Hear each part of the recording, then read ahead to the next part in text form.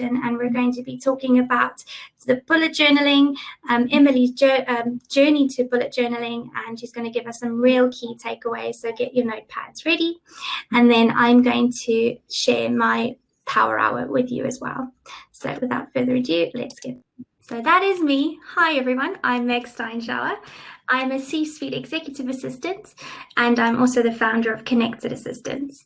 I have 10 years C-suite support experience. Prior to being an executive assistant, I did all kinds of roles in customer care and sales. And before that, I was actually became a qualified animal nutritionist. So that was very interesting. I am currently an assistant, mentor, and coach, and I'm a continual growth encourager. I'm a tech lover and process junkie, which I'll probably refer to throughout the day today. And I'm also a slight bit of a bookworm. Next one is you, Emily. Thanks, Meg. So I'm 6 years C-suite support. I support 2 C-level, a CEO and a COO right now. I've been where I'm at for 6 years, and prior to this, I worked in accounting, which was not for me.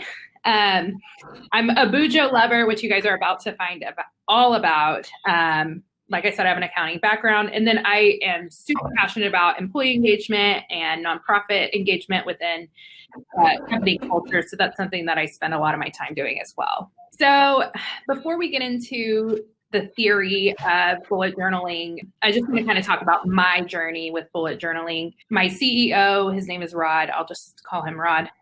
Rod started bullet journaling about 4 years ago.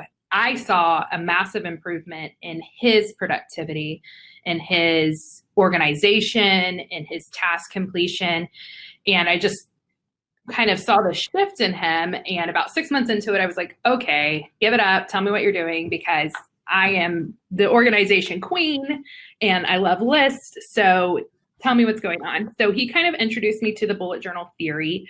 I went home that night. I spent 2 hours on the internet. If any of you have Googled bullet journaling, it is highly intimidating. And so one of the things I say is my bullet journal sucks, and that's okay. Meg will it doesn't suck, but it's truly overwhelming. You don't have to be an artist to be a Bujo. And I think that that's where the internet kind of blurs the lines. So if we'll click on to the theory, I'll kind of talk about at the basic level, the bullet journal theory is a way to plan for the future, track the past, and make the most of the present. So if you just take that core value there, that's all it's supposed to be. You plan for the future, track the past, and make the most of the present. So there's a few important elements of a bullet journal.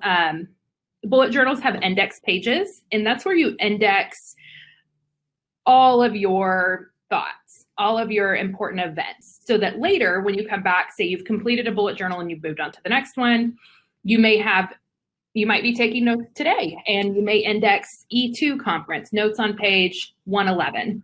So that later when you come back, you want to reference the notes, or say you had an important meeting that happened in February, you could mark February started on page 12. So you're able to go back and start looking through your notes. Dotted pages is a big part of it. It's not necessary, but it does make it a lot easier with the symbols, which we'll get into next. And then numbered pages is important for indexing. The idea of migration is that you move your tasks every day. So you're having a new list every day. So my page today says Thursday, April 23rd, and I moved everything that I didn't complete yesterday over to today and started fresh with my new list. And you can do that with your month tasks and with your daily tasks. So I like to have a month page where I'm saying, here's, February, here's what I'm going to get done during February. And when I move on to March, I migrate everything that I didn't complete forward to my March month goals. So you can create your own, or you can purchase the official bullet journal. It's around $30 shipped. And I provided some links where you guys can either get the official bullet journal. The bullet journal is made by Leuchtturm, which you may have seen. They make a lot of different journals, and I've linked the generic one that is numbered pages, has dotted pages, and has an index where you can purchase it on Amazon, and it comes with more colors too. So I originally used the official bullet journal, and now I buy the Lectrum journal. So symbols. This is an important part of your list every day. So a dot would be a task, things that you have to do. A dash would be notes, things that you don't want to forget. A circle would be events, noteworthy moments in time. And that could be anything from this event today to today was the day, so-and-so had their baby, or today was the day I got a promotion. So that when you look back on that, you can see good events that have happened, or even negative events. So when the dot remains, that means the task has been completed. If you X through the dot, the task has been completed. And then you turn your dot into a forward arrow if you migrate it to the next day, and a backwards arrow if you put it in your future log, which would be your month task.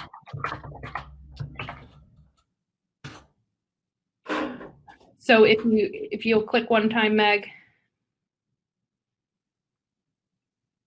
So sorry, there was a question about the presentation, so I want to make sure that everybody else can see the presentation, because that would be quite detrimental to what you're saying. Oh yeah. Can everyone see it? I can't. Okay. Okay. Do you want to try? Sorry, just quickly try refreshing the browser, because that might bring the presentation up. Over to you, Emily. Sorry. No, you're fine. So as you can see on the right-hand side, this is an example of a day. So a dot, Acme Co. website presentation. I gave the presentation. A dash would be a note, short film about the Pigeon Man. So this is just kind of how you can see it in action. So if you go to the next one. This is me trying to multitask, so that's not a skill of mine. Multitasking, trying to hear and get the presentation going.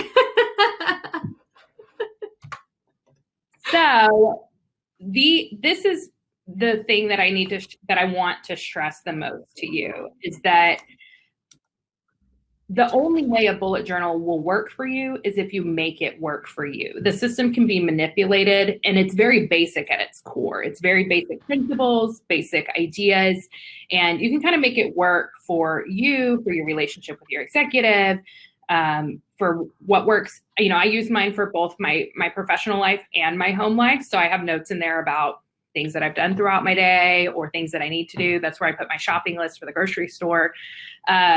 And then bonus points if you can get your exec bullet journaling with you, and it will change your relationship 100%. We have, my CEO got all of our senior leadership team doing it. So both of my execs do it, and a lot of our company. Obviously can't get everyone into it, but we probably have 75% buy-in into the bullet journal theory. So this is actually this is something that I scanned in from my bullet journal that I made to show you guys. So you can kind of see how I've made it work for me. I don't like the little X. I actually find a lot of satisfaction in marking through a task when it's complete. So that's what I use for my completed tasks. As you can see, my little A and R and exclamation points. So those are markers to mark a task or event. So one of my bosses' names is Adam and Rod. So if it's something I need to ask them or do for them, I signal that by an A or an R. And then I use the exclamation point for something that's exciting. And I use a star for something that's important that needs to get done today. That way, throughout the day, as I'm scanning through my list, I know what's high priority to make sure that I get done before the day's over.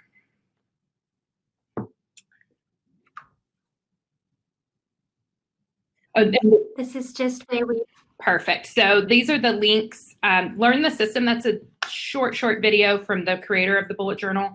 And I highly suggest that you watch that. There is a book. If you're already bought into the theory, no need to read the book. If you're skeptical, I suggest you read the book. The official bullet journal, and then the Lectrum journal that is exactly the same without the bullet journal logo on it.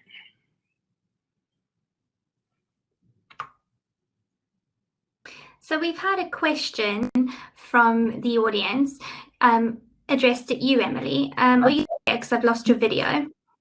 Oh, yes, I'm here. Hold on, let me X out of the, can you see me? Not yet. Here, I can see me.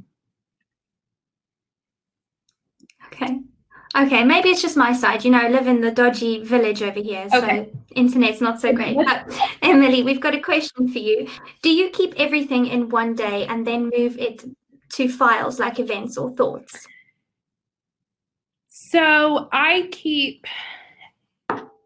don't, you can, so that's called creating a collection. So if you wanted to move them and have a collection of thoughts, you could have a page or a couple of pages at the beginning of your journal, at the end of your journal, that says, you know, important thoughts. And as you migrate day to day, you could migrate your thoughts to your thought collection. Or you can migrate your events to your event collection. And then you would have a page in your index that said events, page 179. So when you're going back, you can look at all of the events that you've done throughout the year. I don't personally do that. I just migrate day to day, month to month.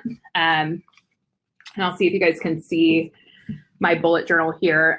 This is my very short list for today, which is great because I worked very hard so that I didn't have to work yesterday. But what I do is I leave this page blank for notes throughout the day. When I first started the bullet journaling, I was still using sticky notes and I was using every page for tasks. And so what I do now, you can see if I flip to,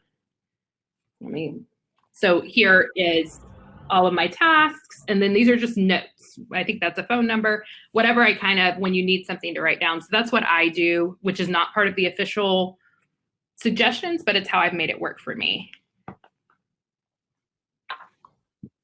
And to answer the other question about the links, yes, once the presentation's over, I'm actually going to drop this entire presentation into the chat so you can download and keep it for your own reference.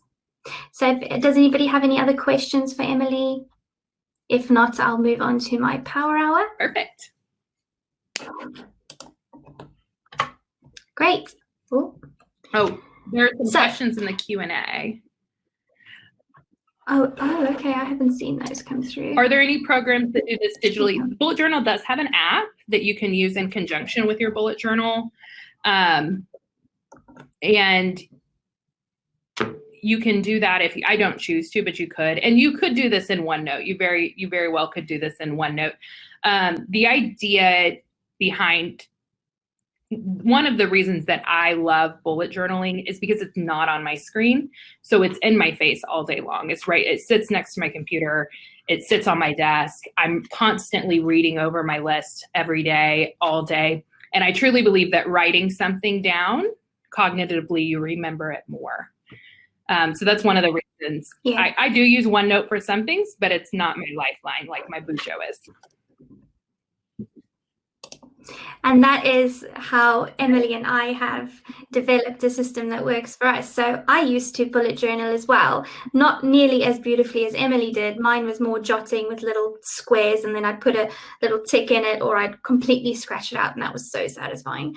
But what I've done is I have kept my sort of day-to-day sort of writing of what it is that I need to do, and I've moved that over to OneNote. So I'm a massive advocate for OneNote, and I do everything in OneNote. OneNote is something that I've always got open. In fact, I've got like quite a few different notebooks, and today when I do a talk on an intro to OneNote, everybody will get a bit of a taste on that as well. So I'm going to move on to Power Hour, and I'm going to explain what that is. The thinking behind a power hour to me is something that I've developed for myself, and it's where I'm taking an hour at the end of every week, usually on a Friday afternoon, and I'm reviewing and I'm reflecting. I'm really thinking about my perspectives. I'm thinking about my actions. I'm thinking about my attributes. I'm thinking about interactions that I've had so that I can gain some insight into what it is that I've done this week, so that I can not only capture, all my tasks and what I've completed, what I haven't completed, what I need to move on to the next week, or what I need to completely take off the table, but also how I felt. Because I believe, Emily, you do something similar to this, is you write how you're feeling. So you're feeling, today perhaps was a bad day because you had a bad interaction with somebody. It's a good way to note that I wasn't feeling particularly inspired today because of so and so, and I didn't appreciate the way that Joe Schmo spoke to me, so perhaps I need to do something about that. Am I correct, Emily? Do you do that as well? I do, and I do write in here. I do write about my relationship with my executives. I write when I do good, and I definitely write when I do bad. If I've made a failure that day, or if I felt like maybe we weren't on the same page, we weren't communicating well. So yes, absolutely, Meg, I do. Yeah. So what I found with doing this on a weekly basis was I was able to see what's worked well, what hasn't worked well, and how I felt. And then with doing this, I was able to clearly set boundaries.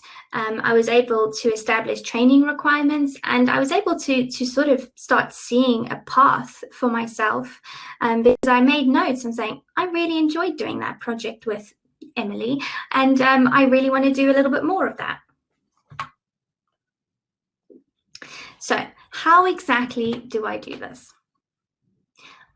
When I get to the section, let me also just add, what I've done is I used to write all of these things down, and then I used to type them all in OneNote. So then what I ended up doing was I created a survey for myself, and now it automatically comes at a regular time every week. So I know it's coming, and now it's all automated, and it all goes into Excel, and then I get all excited because everything in Excel just makes me really happy. So I've got pivot tables of feelings, and I can actually get a report and colorful, and it's beautiful. I'm not going to go into all of that depth today because we'll be here for hours, because once I get started with Excel, I don't stop.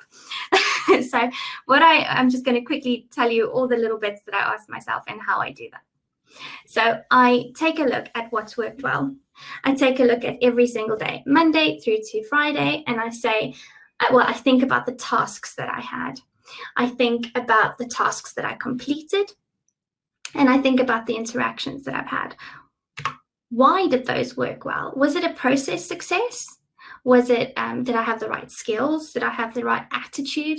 Why do I think that each one of those things worked well? Then I go to what didn't work so well. And then I'll be thinking about the tasks again. Did I experience any delays? Were they given to me in a way that, didn't make any sense to me? Did I have a not so good interaction with, Sarah at the coffee machine? And why? Do I need to set boundaries, with perhaps tasks? Do I need to create a new process with the way that things are given to me? Do I have a gap in training? Like, was I asked to go and, I don't know, write a report on why climate change is impacting, the paper supply or something? I don't know. That's not my skill. That's not my forte. So let's have a look. Do I have a training gap?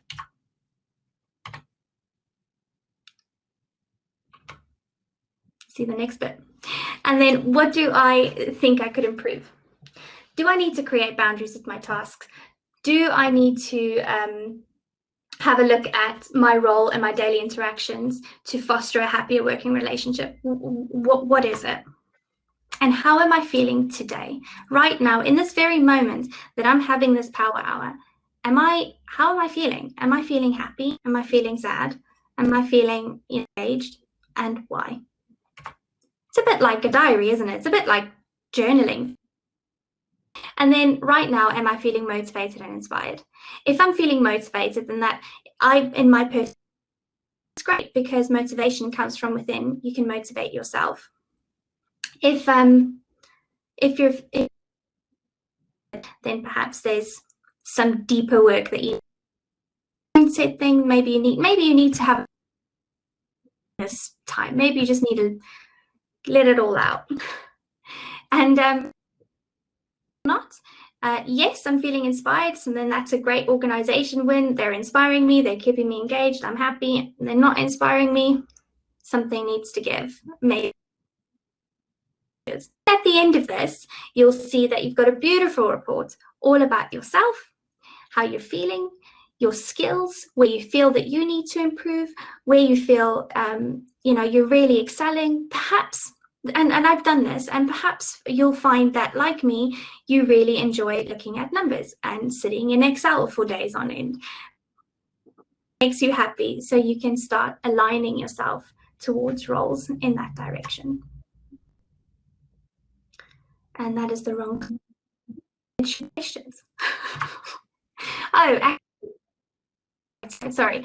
I had the opportunity to speak to a talent director and that I've worked with, and I spoke to her about my content, and this is the feedback that she gave me. So if you can't see it, I'll read it out to you. She said, "I'm a successful, self-motivated, driven woman. I know who I am and I know what I bring. I've given myself the gift of a power hour using your suggested technique, and wow. In my mind, I thought it was a pretty negative week overall, but actually, having given myself the time to reflect, I've smashed some great goals and supported various companies. The picture is indeed so powerful. Just my small victories. I love you. I will allow myself this gift on a regular." I think there's something really, because as assistants, we are always on the go. We have to wear so many different hats, stuck in doing the do, that we don't often get to lift our heads and see all these amazing things that are going on around us and made this impact that we're causing. So I think it's indeed very powerful to take a moment to review and reflect. And I think the combination of doing that and bullet journaling will, because you are jotting things down on a daily basis. And then if you're anything like me, you can then automate that into a hour that sends you a link on a weekly basis and gives you an Excel spreadsheet at the end of it.